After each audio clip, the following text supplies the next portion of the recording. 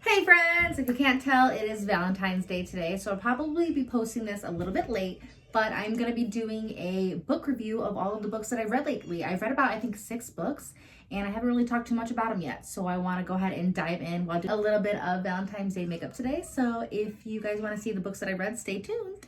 So these are going to be like January and February books because, like I said, I haven't done a review of them in a while. So the first book I read was Hexed by Emily McIntyre. It is number 6 of her Never After series, and it's about Ursula falling in love with Eric. So I was instantly like, yes, give me that book. I will be reading that book. Not only is it mermaids, but it's also like The Little Mermaid. So it's The Little Mermaid. I've loved that one just as much as I've loved all of her other books. So I would definitely check out my other video on the rest of her Never After series because they're all really, really good. They've got a lot of smut and they've got a lot of like violence and just a lot of really good plot line mixed with romance. And then after I finished Hex, I went ahead with How My Neighbor Stole Christmas.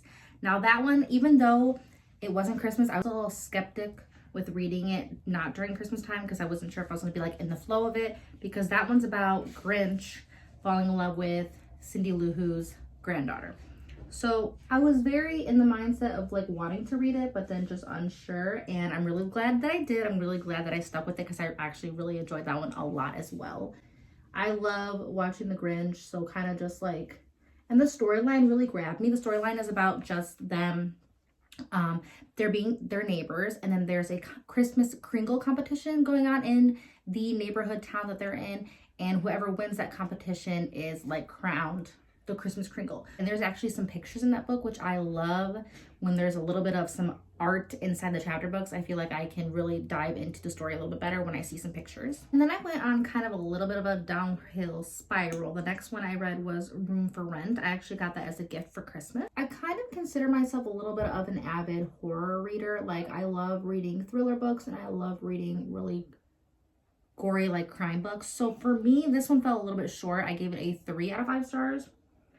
I just felt like it was a little bit too predictable and kind of like had me knowing exactly where the story was going to go. And I don't like stories like that. I don't like to be able to know what's going to happen. I like to be surprised. I don't, if I know what's going to happen, it's kind of like watching a movie again because you already know what's going to happen. So that's kind of how I feel with that one. So I give it a little bit of a lower score. And then the next one I read was Sky Shade, and that one is a part 3 of a 5-book Light Lark, and I actually really love Light Lark and I really love Nightbane. Sky Shade for me, I also gave that one a 3 stars just because I felt like it was kind of repetitive with the whole love triangles. And one that I was really, really bummed with, I went to Barnes & Noble just to buy this book because I had heard it was really, really good and I was really, really excited about it, is Stolen Tongues by Felix Blackwell. This book, let me just say, it started off really, really, really good. Like, I was chapters in. This is not my color.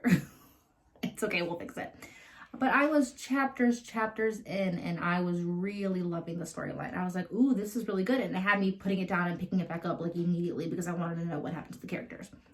So it's about a cabin in the middle of a mountain. And in this cabin, it's a husband and wife, and the wife sleepwalks a lot. So creepy things happen when you're sleepwalking, and there's supposedly these creatures outside of their cabin, and the creatures start talking to the wife when she sleepwalks. Okay, so it's a very cool, creepy concept. They go walking, they go hiking, and they find like this dream catcher in the woods, and it has her hair in the dream catcher. So it's all very kind of creepy and sinister, right up my alley. But then it just felt very repetitive again in the middle of the chapters, where it was just constantly like, oh, my wife's sleepwalking. Oh, my wife's talking to the monsters. Like, okay, what are we going to do with the situation? Are we going to try and fix it? Like, what's going to happen? Do we kill the monsters? Like, what is the deal of the storyline? And I feel like at the end of the story, I just got nothing. Like, I didn't get any answers. Like, where and why and how, and I don't understand. It frustrated me so much. And I was looking so forward to that book. So I gave that one also a 3 out of 5 stars. Honestly, probably leaning towards 2 because it pissed me off that much. But I gave it a 3 out of 5 stars regardless. And finally, we saw the light. and I picked out this book solely based off of the edges. It's called My Funny Demon Valentine. I picked this book up not knowing that it was a 5-book series, but I literally just picked it up because look at these edges. I saw those edges and I was like, yeah, I need to read that, whatever the heck it's about. I'm ready. I was ready to go. And inside the cover, it's like pink there and pink here. This book, immediately 5 stars, okay? I loved everything this book entails, and I cannot wait to read the next one. Now, this book is about demons, obviously. So there's a demon that, there's a group of demons that kind of escape hell because they just don't want to be there anymore.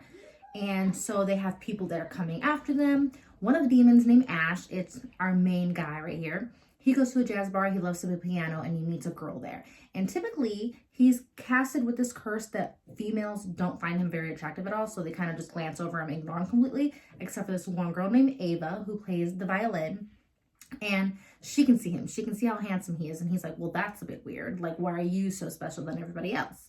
So they kind of form a relationship. He has a really funny brothers that I absolutely love, and they're all demons. And then one day she sees him become a full demon. And from there, he's red. He's got like super black, long hair. The story is just hilarious. It's got comedy, it's got romance, and I absolutely loved it. And like, I cannot wait to read the other ones. So if you guys found some good recommendations, I would definitely check those listings out. They were really, really good. I hope you guys enjoyed this Valentine's Day look right here. I hope you guys had a good Valentine's Day, and I will see you guys in the next one. Bye.